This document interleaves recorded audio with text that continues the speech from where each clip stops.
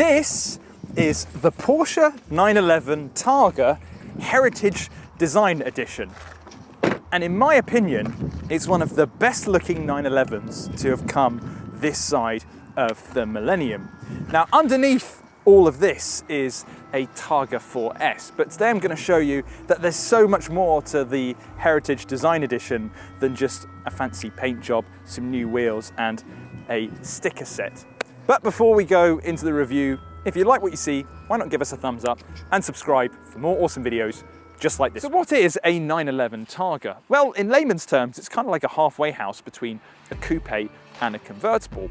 Now, whereas a coupe has the whole roof mechanism folded away into the back of the car, a Targa only removes the middle bit, leaving you with a glass window at the back and also a roll hoop. Named after the Targa Florio race, the first 911 Targa launched back in 1967 as a way of getting around the US's ultra-stringent laws around convertible cars. Now, they mandated that there was some form of roll hoop so that if you did crash and roll your car, you wouldn't have your head cut off. So what Porsche was able to do is essentially style it out, and the original one had this gorgeous roll hoop in the middle and a convertible rear end. Luckily today that's all automated, so while we don't have that convertible rear end, instead you get a glass back, you don't need to manually remove the middle bit of the roof, it's all done electronically. Now the roof will go from up to down in about 19 seconds, which isn't very fast compared to the 911 Cabriolet. But in my opinion, the Targa looks significantly better than the Cabrio. And this being the Heritage Design Edition, it looks even better. Now, the car that we have here comes in the exclusive cherry metallic red color, and I think it looks absolutely stunning. But if you don't like it, you can also get it in black, crayon, there's also Guards red and GT silver metallic. And of course, if you've got money to burn, Porsche will paint it in pretty much whatever color you want. Now, this car also has the Motorsport graphics pack. Now, this takes inspiration from old 356 racing cars that used to compete in the 1950s. I really wasn't a fan when I saw this in pictures, but as soon as I came to pick it up yesterday, I immediately fell in love with the way this thing looks. But what makes the Heritage car so interesting is it's littered with lots of little design features that are going to appeal to the Porsche fan within you. Take the crest, for instance. This is actually using the 1963 design, and they're dotted throughout the car and also on the key. There's a badge at the back for the Heritage cars, which actually harks back to the old 356s. Now, when they reached 100,000 kilometers, they would get a badge as a seal of approval. And so Porsche has taken that and worked it into its new Heritage design. You also have gold badging around the back of the car too. And again, that harks back to Porsches of old. And rounding it all off are these gorgeous classic style wheels. Now, these are inspired by the Fuchs style alloys that appeared in the 1960s and 1970s. They're 20s at the front and 21s in the rear. Now, behind them sits black brake calipers, and according to Porsche, that actually harks back to its older cars, although I don't really know what the significance of black brake calipers are. If you know, let me know down in the comments.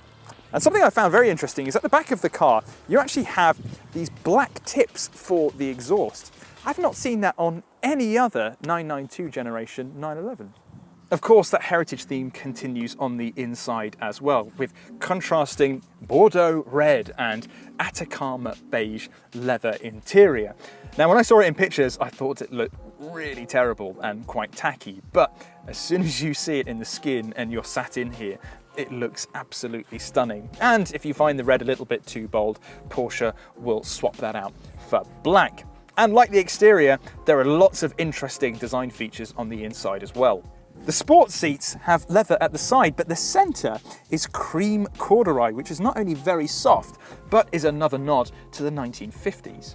The analog dials have mint green numbers and highlights, which actually harks back to the Porsche 356s, again from the 1950s. The door sills get the Targa 4S logo printed on an aluminium plate, and there's a little bit of text that says Heritage Design Edition. The armrest, meanwhile, has the Porsche logo embossed in it, along with exclusive manufacture, which I can only assume is German for exclusive manufacture, I guess. And speaking of that, in front of the passenger is the 911 badge, and below that is the production number. This car is 121 of 992. The Heritage Edition is built around the Targa 4S, and that means we get Porsche's 3-litre twin-turbo flat-six engine, and in S guise that produces 450 horsepower. Now that's all sent to each corner of the car through an 8-speed automatic gearbox, and it'll go from 0 to 62 miles per hour in 3.8 seconds, which is ludicrously fast.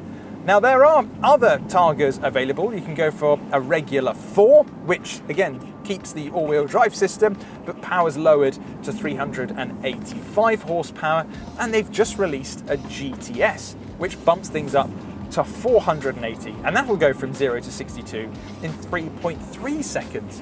And that matches the Cayenne Turbo GT, which is a ridiculously fast car, and you can watch my review of that by clicking the link in the top right-hand corner. And because this is a Targa, we should really talk about what it's like without the roof.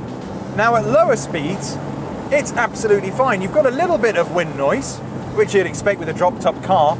Naturally, I've got the windows up so you can hear me speak clearer, but if I put them down, you get a little bit more wind noise around the edge of the door and basically where the door and the roll hoop meet. But other than that, it's pretty quiet. And that's partly thanks to a new fairing that Porsche has installed above the windscreen that basically directs air above the cabin when you've got the roof off. Now I have heard some people say there's a bit of buffeting on the Targa. And that's basically when you're driving down the motorway and someone opens a window but all the other windows are up and you get that horrible thudding sound. Well, in most instances, you can't hear it on the Targa. However, when you're at about 70 miles an hour, like I am at the moment, you can sometimes notice it. It depends really what direction the wind is in, because I'm not really hearing it at the moment, but there's the odd occasion of where you'll get a little bit of buffeting. But again, it's kind of to be expected that it's not going to be the most calm and relaxing experience when you rip the roof of your car off.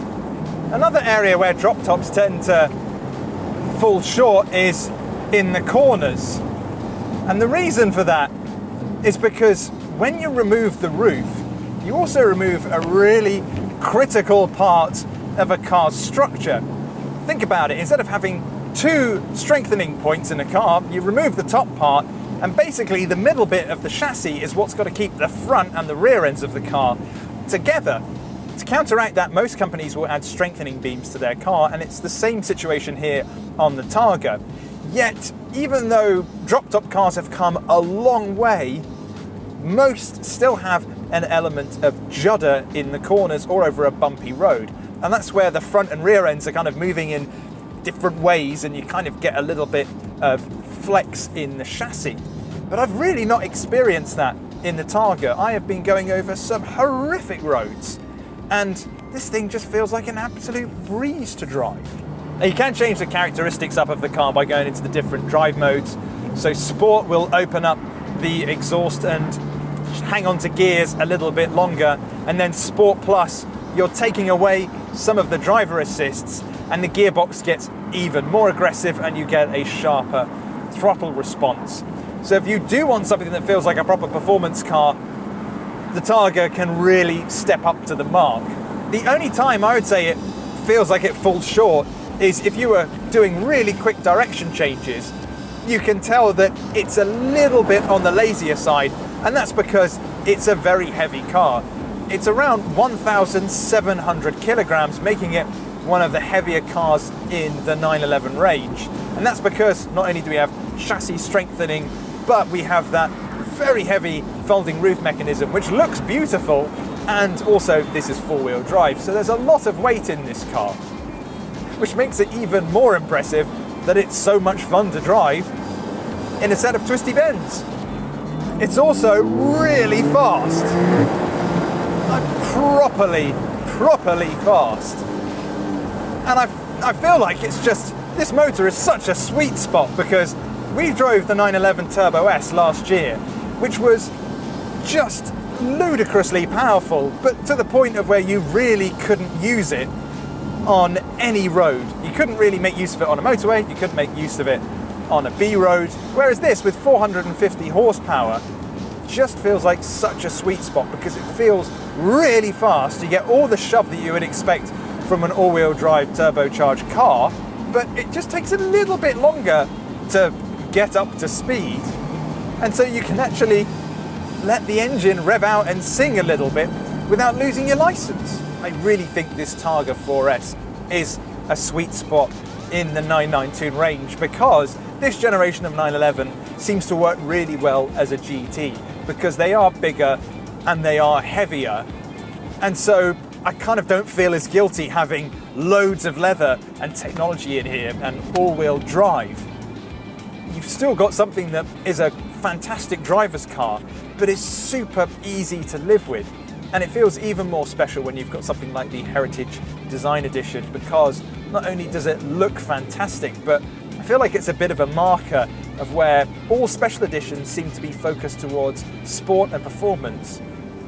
And it's nice to have something of where they've just gone all in on design and luxury.